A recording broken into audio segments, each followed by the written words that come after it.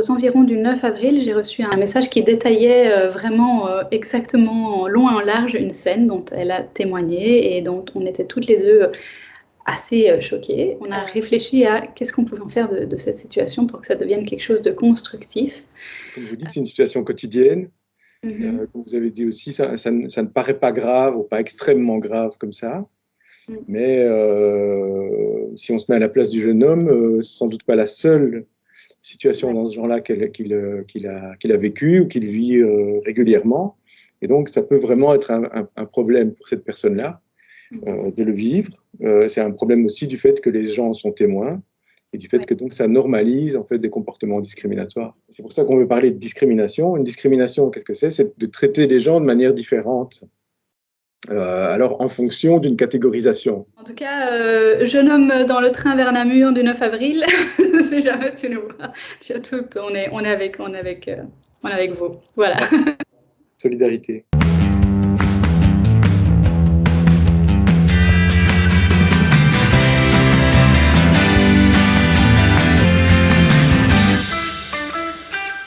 Bonjour, aujourd'hui nous avons l'immense joie et honneur d'accueillir Monsieur Laurent Licata. Il est professeur en psychologie sociale et interculturelle. Il enseigne à l'Université libre de Bruxelles, à la faculté des sciences psychologiques et de l'éducation. Alors avant de débuter cette interview avec lui, je vais tout d'abord vous le présenter en quelques lignes. C'est parti! Le professeur Licata était vice-recteur à la politique académique et à la gestion des carrières, chargé de la politique de diversité et de genre. Dans un contexte similaire, aujourd'hui, et grâce à Patricia Melotte, ses recherches s'orientent également sur les réactions des femmes face au sexisme. Il porte un intérêt particulier concernant les représentations du passé colonial, et c'est donc un sujet sur lequel il a publié de nombreux articles. De manière plus globale, son travail concerne les liens entre les mémoires collectives et les identités sociales, les relations entre groupes et les relations interculturelles. Il a contribué à de nombreux ouvrages tels que Genre et culture, considérer la dimension interculturelle dans les formations professionnalisantes en santé, Qui a peur de l'autre, émotion, pensée et mise en altérité dans l'ouvrage de Denise Jodelet. Dans le milieu de l'éducation, il a publié dernièrement, en 2022, un article nommé « Sexe et origine, source d'inégalités scolaires et conséquences sur l'identité ». C'est un article qu'il a publié avec Audrey Hayne et avec la même autrice, il a publié 2 ouvrages. Le premier étant Psychologie interculturelle en pratique. Et c'est un ouvrage qui propose des réponses concrètes face aux enjeux de l'intervention interculturelle pour les praticiens et les praticiennes confrontés aux difficultés liées au contexte multiculturel. Donc c'est un ouvrage parfait pour toutes les personnes qui disent que c'est difficile d'allier la pratique à la théorie. Et dans cet ouvrage, les regards ont été croisés entre la pratique donc, et la théorie dans de nombreux secteurs d'activité tels que les soins à la santé physique et mentale, la formation ou le travail social et l'éducation. Ça sera donc peut-être l'objet d'une prochaine interview parce que ça a l'air d'être un ouvrage particulièrement passionnant et qui détient de nombreuses clés pour de nombreux secteurs et également celui de l'éducation. Enfin, le dernier ouvrage est Introduction à la psychologie interculturelle, que vos étudiants connaissent bien et qui est absolument passionnant également. Et vous avez été mon professeur lors de mon master à l'ULB, donc c'est un grand honneur de vous recevoir ici aujourd'hui. Est-ce que vous voulez compléter la présentation? Est-ce qu'il y a d'autres choses que j'ai peut-être omises C'est déjà très bien comme ça, merci beaucoup. J'ai dû prendre, vous avez un bon CV, j'ai dû prendre une grande inspiration. Et voilà, votre cours était une petite parenthèse passionnante.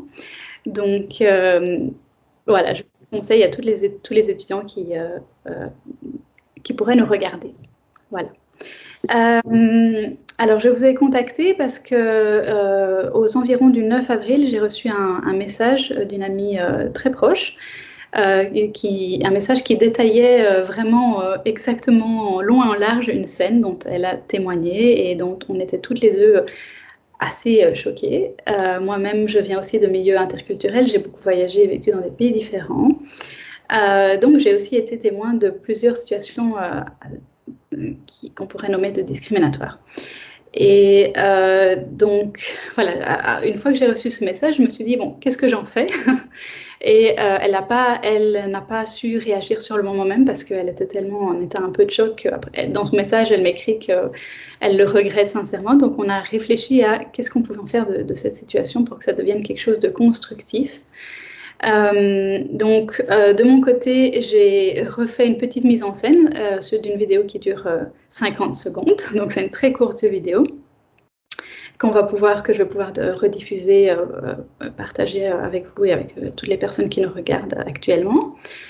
Et l'objectif donc de notre interview aujourd'hui, c'est de partir de cette situation et puis de parler un petit peu de la discrimination et de faire le lien avec l'éducation, etc., puisque c'est aussi le sujet de ma chaîne.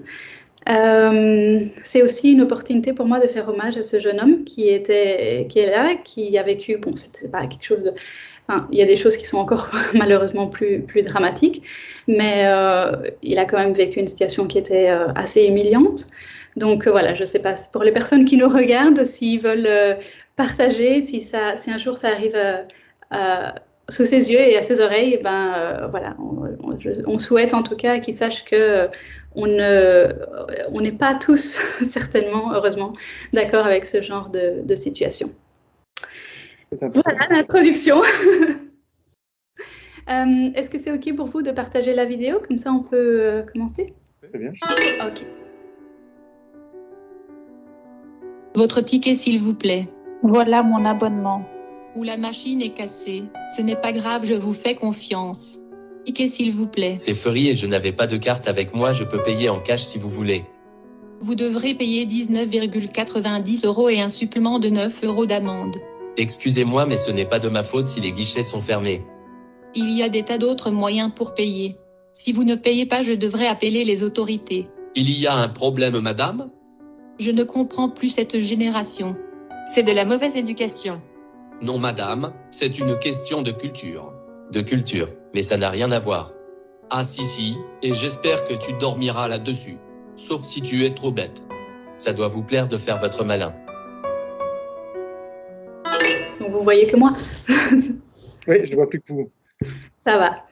Voilà, donc ce qui est important de mentionner dans cette vidéo, voilà, c'est très courte, c'est juste un exemple de situation vraiment, je pense, quotidienne.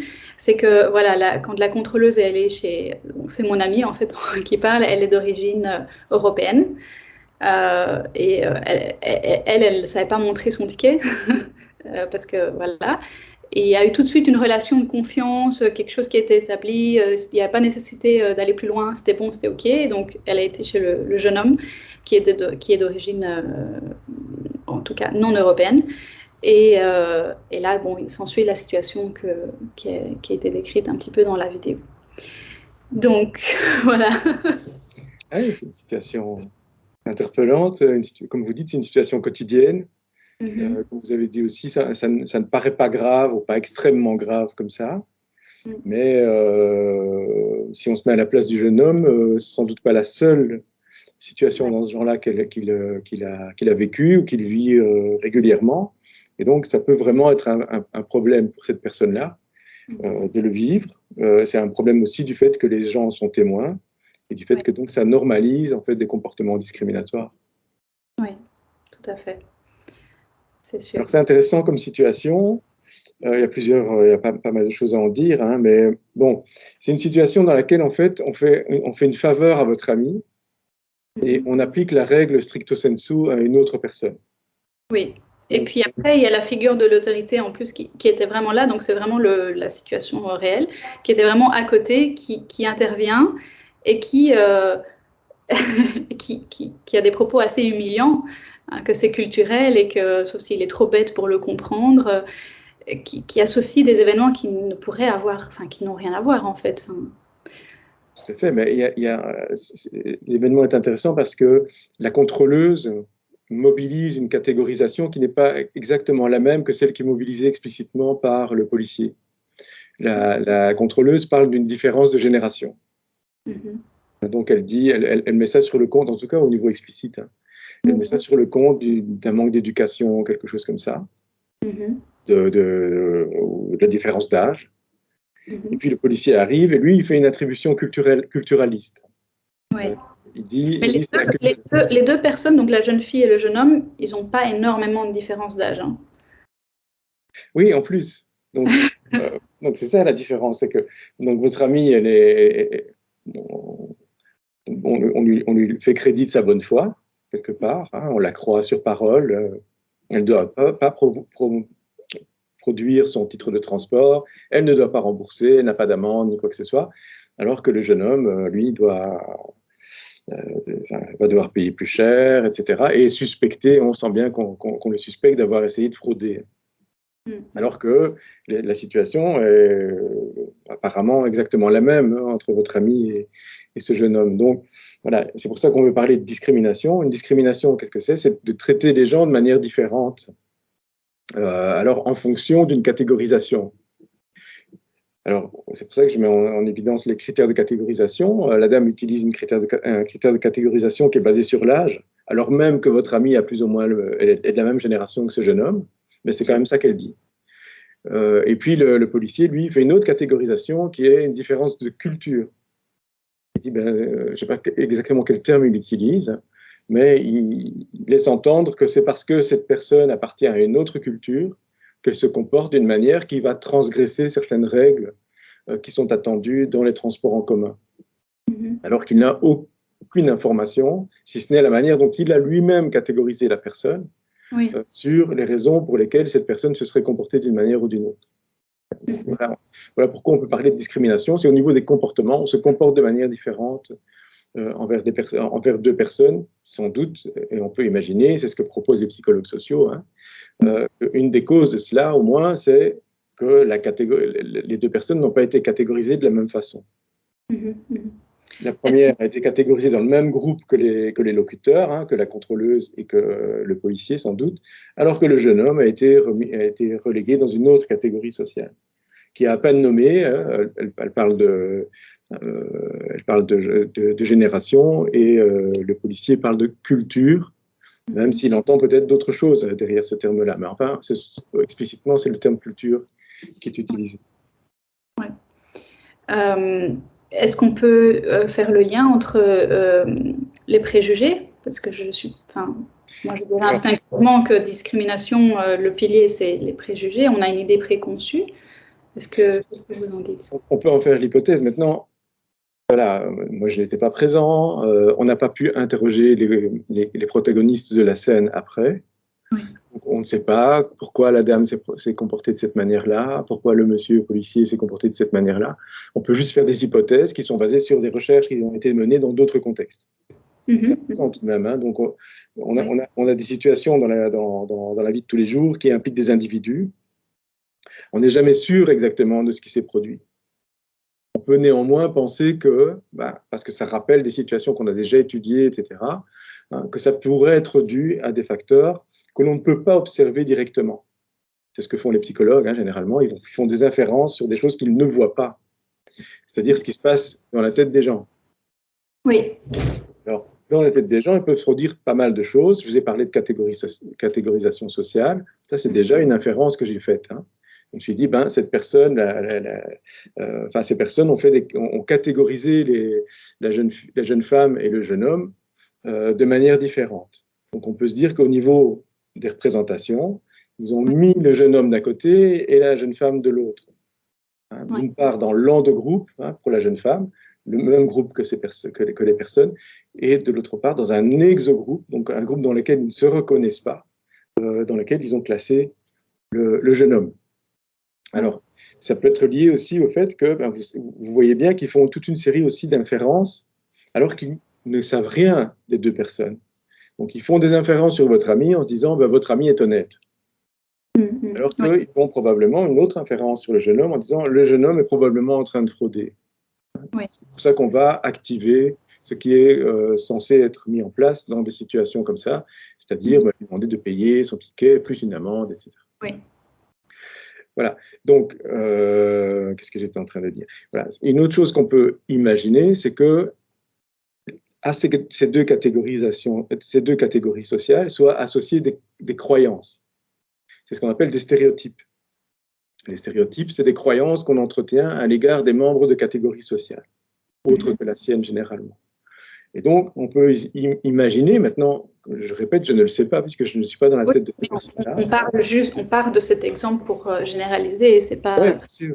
Voilà, ce qui se produit souvent, c'est que il y a des stéréotypes, c'est-à-dire qu'il y a des croyances qui sont associées aux catégories sociales, et qui fait qu'on va juger les individus à partir de ces croyances, simplement parce qu'on a classé ces individus dans des catégories sociales qui sont associées à ces croyances. Donc, si on a des croyances positives, d'honnêteté, de bonne conduite, etc., concernant votre ami, ça explique pourquoi l'attitude est plus positive. Alors que si on a associé les catégories sociales, que ce soit en termes de génération ou en termes de culture, du jeune homme à des caractéristiques négatives, ça peut expliquer pourquoi les attitudes ont été aussi plus négatives. Oui. Voilà, donc il y a des croyances, donc on est plutôt dans le domaine des idées, ce qu'on appelle des cognitions en psychologie. Et puis il y a aussi des attitudes, c'est-à-dire des affects qui sont liés à ça. Si on a des croyances avec des idées négatives, des stéréotypes négatifs, ça va sans doute susciter des attitudes, des affects plus négatifs. Alors que si c'est positif, ce sera plus positif aussi. Et comment on arrive à la construction de ces croyances, justement? Parce que personnellement, il m'est déjà arrivé même de sujets autres, de parler avec des gens qui ont des croyances en plus très, vraiment, ils les défendent, enfin, ils sont sûrs de leurs croyances et pourtant, ils ont même peut-être jamais par rapport, par exemple, à un pays ou à des choses peut-être même plus personnelles et pourtant, ils n'ont jamais été en contact avec, ils n'ont jamais été dans le pays même et pourtant ils sont sûrs que là-bas ça se passe comme ça. Enfin, parfois c'est assez surprenant de voir que les gens peuvent avoir vraiment des croyances alors qu'ils n'ont même pas été en contact directement avec ni la personne ni la situation. Bien sûr.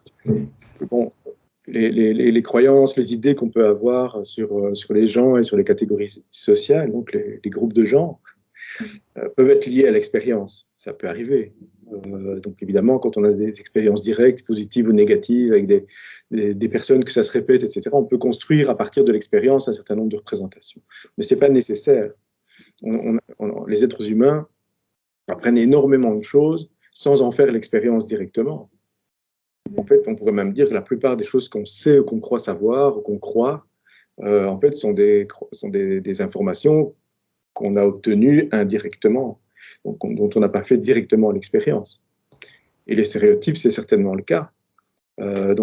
Ces stéréotypes, ils sont diffusés, on les apprend très très jeunes, on les entend dans la bouche de nos parents, autour de la table, le soir, au moment du repas, on les voit à la télévision, on les lit dans les journaux, on les voit sur les réseaux sociaux se déployer de manière diverse, on voit des images, on voit des propos. Donc tout ça, ça nous donne des idées, alors même qu'on a peu ou pas du tout d'expérience avec des membres de certaines catégories sociales. Donc les croyances peuvent être là et peuvent être même plus fortes si on n'a pas de contact direct avec les gens. Oui, oui. Et parfois, on voit que quand les personnes avec certaines croyances rencontrent quelqu'un qui est dans cette catégorie, mais qu'ils apprécient, le discours devient je pense ça en général, mais toi, tu es l'exception d'eux. Et puis... Ça, c'est un autre phénomène qui avait été pas mal aussi étudié, c'est que les croyances en général, mais les stéréotypes aussi en particulier, c'est très pratique. C'est-à-dire que les gens les utilisent au quotidien, ça leur permet d'économiser leur attention, de gagner du temps, etc. Et ça fait partie un peu d'un terrain commun, des représentations sociales partagées dans nos groupes, qui font qu'on communique plus facilement les uns avec les autres, etc. Et donc, quelque part, on y tient. Parce que quand on doit les remettre en cause, on remet un peu en cause les bases de nos savoirs, quoi. Et donc, on va utiliser pas mal de stratégies pour les maintenir, même si la réalité les contredit. Donc, si vous adhérez très fort à des stéréotypes négatifs sur une catégorie sociale, et puis comme vous le dites, que vous rencontrez des gens qui viennent contredire ces informations-là, vous allez essayer, dans un premier temps en tout cas, soit de rationaliser, soit de faire des sous-catégorisations. Disant, ah ouais, ben, cette personne-là, elle n'est pas typique de son groupe. Ça fait partie des gens qui ont telle ou telle caractéristique, ou bien c'est un individu qui est totalement différent du reste de sa catégorie. Et donc, je maintiens le stéréotype de la catégorie, même si je peux avoir des relations positives avec certaines personnes qui en font partie. Donc, les croyances, est-ce que finalement, c'est une bonne chose, ou les préjugés, etc. Donc, parce que vous avez mentionné que c'est un gain d'énergie, finalement, parce qu'on ne doit pas se remettre en question continuellement, on a des idées et puis on avance. Donc, c'est aussi quelque chose qui nous aide à avancer. Est-ce que c'est important aussi enfin, voilà, par rapport à ce rôle des croyances dans notre structure et dans notre fonctionnement en tant qu'humain, est-ce que c'est important de maintenir, de démonter, comment quid de tout ça? Il y a plusieurs choses. D'abord, bon, en psychologie et psychologie sociale en particulier, on pense généralement qu'on ne va pas réussir à se débarrasser des processus tels que la catégorisation sociale, l'utilisation de stéréotypes, les raccourcis cognitifs qui nous font juger des choses très rapidement sans même vraiment analyser les situations. Notre esprit est fait quelque part pour ça. Et comme vous dites, on en tire des bénéfices parce que ça nous permet effectivement d'avoir l'impression qu'on comprend le monde, qu'on peut s'y adapter facilement. Et en plus, dans certains cas, ça nous permet assez rapidement de faire face aux situations. Et dans certains cas, ça fonctionne sans problème, quoi. Mais dans d'autres cas, ça ne fonctionne pas, ou bien ça fonctionne au détriment de quelqu'un. Oui, et c'est là où c'est important probablement de mettre le doigt dessus. Voilà. C'est important d'apprendre aux gens qu'il y a ces processus et de les inviter à prendre du recul, d'être conscient que ça se produit, qu'on est quelque part, notre esprit est fait comme ça, mais notre esprit n'est pas fait que de ça. Donc les êtres humains, ils ont plusieurs niveaux comme ça. Et donc les processus primaires comme ça, comme les stéréotypes, etc. Mais il y a aussi des processus secondaires. Il y a des processus où on peut prendre de la distance, on peut analyser et on peut quand même un peu modérer tout ça. Oui. Ça, c'est une chose. Une chose aussi, autre, c'est que sans doute qu'on peut dire que la catégorisation sociale, les stéréotypes, etc., sont quelque part nécessaires, inévitables, etc. Par contre, le contenu de ces stéréotypes, ça, on peut travailler dessus. Au niveau de l'éducation, au niveau des médias, etc. Parce qu'il n'est pas nécessaire d'avoir des stéréotypes négatifs sur les gens. On peut avoir des positifs aussi. Les stéréotypes, c'est pas toujours. Les stéréotypes ne sont pas toujours négatifs. Il peut y avoir des stéréotypes positifs. Voilà, il peut y avoir des choses positives. Il peut y avoir des choses plus complexes, plus nuancées. Ça, généralement aussi. Et donc ça, c'est très important. Et dans une situation maintenant où il y a quand même une certaine hausse migratoire et puis il y a des différences dans les groupes aussi parce qu'on est on est aussi dans des sociétés qui sont plus mixtes. Donc voilà, où il y a des différences au niveau religieux, au niveau de l'apparence, etc. Enfin voilà, il peut y avoir ce genre de comportement à discrimination négative. Enfin vraiment, ça peut engendrer une polarisation, vraiment où les groupes en fait vont parce que j'imagine que ce jeune homme qui va rentrer chez lui, de plus, si c'est pas la première fois et ça se répète, il va avoir un comportement à un moment donné qui ne va peut-être pas être très amical, en tout cas pas avec tout le monde. Donc ça engendre ce genre de situation, ça a un impact réellement sur l'individu et j'imagine au niveau sociétal vraiment sur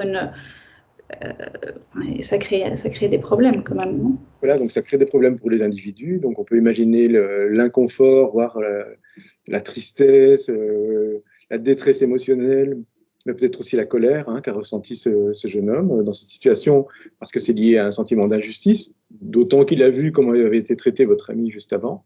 Oui. C'est assez flagrant de voir qu'il est traité de manière différente. Oui.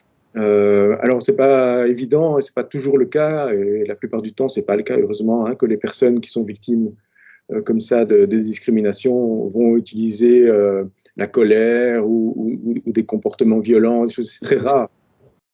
Mais c'est quand même des situations qui montrent que l'injustice est là, et donc ça crée des tensions, ça crée un sentiment de détachement par rapport à la société dans laquelle on vit. On ne s'y reconnaît pas parce qu'on ne se sent pas reconnu par cette société. quand on est traité de cette manière-là. Et donc, effectivement, ça morcelle la société, ça enferme les gens dans leur groupe, et donc ça peut donner lieu à des conflits, ou en tout cas à des sociétés qui ne fonctionnent pas très bien. Donc, c'est un danger. Et donc, effectivement, il est important de sensibiliser les gens dès le plus jeune âge, hein, dès que les enfants sont capables de raisonner de manière abstraite, en fait, et qu'ils peuvent raisonner en termes de catégories. Dès qu'ils atteignent ce stade-là, ils sont capables, ils sont la proie aux stéréotypes, comme tout le monde.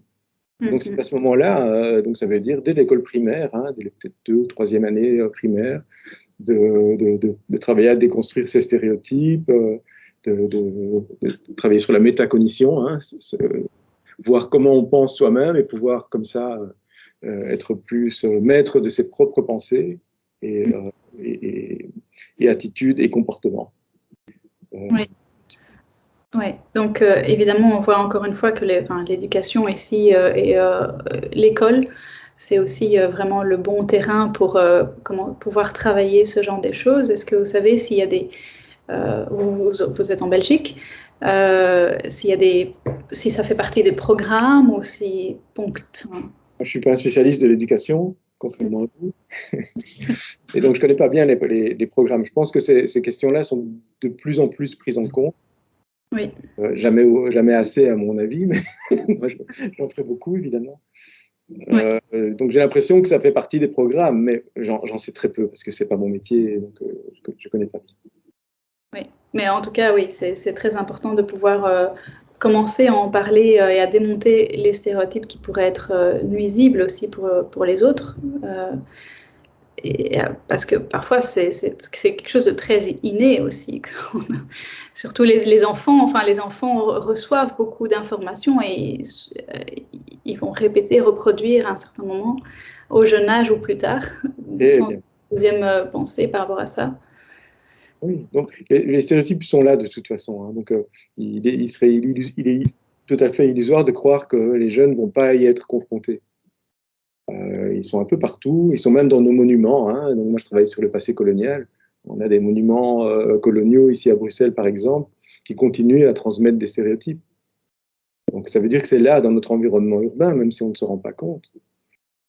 C'est là, c'est dans les films, voilà, c'est partout. On va pas expurger ça. Mais on peut susciter une réflexion critique, de la distance, des grilles de lecture pour les comprendre, et pour pouvoir en prendre une distance critique et se prémunir de leur influence néfaste. Oui. Donc possible. Tout à fait. Peut-être une dernière question par rapport à l'identité et à tout ce mécanisme aussi de stéréotypes, de connaissances, etc. C'est à quel âge plus ou moins qu'on commence à développer pour les enfants, qu'on commence cognitivement à développer tout ça et bon, peut-être que je devrais parler à quelqu'un qui est plus des neurosciences, je ne sais pas. Oui, en psychosocial, ça a aussi été étudié. Maintenant, ce n'est pas exactement un domaine dans lequel je suis spécialiste, mais si mes souvenirs sont bons, un peu comme je le disais tout à l'heure, il y a des auteurs qui font le lien avec les stades du développement psychocognitif, genre Piaget. Pardon ? Je vous mets en difficulté. C'est mon tour. Donc, ils disent que vers 7-8 ans, quand la pensée abstraite se développe, en fait, la pensée abstraite, c'est la base des stéréotypes. C'est déjà de se dire, on peut généraliser, on n'est pas seulement en train d'observer ce dont on fait l'expérience, on fait des généralisations, etc. C'est à ce moment-là, alors que sont susceptibles de se développer ces stéréotypes, et que, en fonction de ce que rencontre l'enfant dans son milieu, et des discours, etc., qu'il rencontre, ces stéréotypes peuvent se solidifier ou au contraire être moins nuisibles, quoi. Oui, mais c'est intéressant de bien avoir connaissance aussi de l'âge auquel ça commence à se mettre en place pour que les personnes qui travaillent dans l'éducation aussi sachent à quel âge c'est bien de commencer à aborder certains sujets.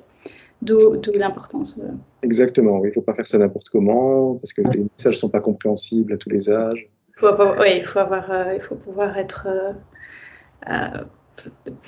faut que les enfants puissent être prêts à comprendre et à assimiler certaines choses, évidemment. En effet. Oui. Eh bien, voilà, je ne sais pas si vous voulez rajouter quelque chose. Non, merci, c'était très intéressant. C'est une situation qui vraiment suscite la réflexion. Oui. J'espère nous a permis d'aborder toutes ces questions-là. Oui. Écoutez, je vous remercie beaucoup. C'était très intéressant. J'espère que voilà, ça va donner quelques clés et aider peut-être les personnes qui nous regardent pour un peu mieux comprendre ces mécanismes et pour aussi vraiment comprendre l'importance de pouvoir en parler aux enfants dès le plus jeune âge, donc plus ou moins en primaire. Enfin, on peut même commencer avant de façon indirecte, évidemment, mais déjà être nous-mêmes aussi vigilants à nos propres représentations. Exactement. Et comment on les présente aux enfants, et puis ensuite, au niveau scolaire, pouvoir parler de tout ça pour ne pas arriver à des situations comme celle dans la petite vidéo. C'est un peu dommage. Et malheureusement, vont probablement se reproduire. Oui, c'est sûr. On va faire tout ce qu'on peut pour éviter ce genre de situation. Voilà. En tout cas, jeune homme dans le train vers Namur du 9 avril, si jamais tu nous vois, tu as tout, on est avec vous. Voilà. Solidarité. Voilà. Voilà, un tout grand merci. Je vous souhaite une belle après-midi et voilà. Et peut-être à une autre fois.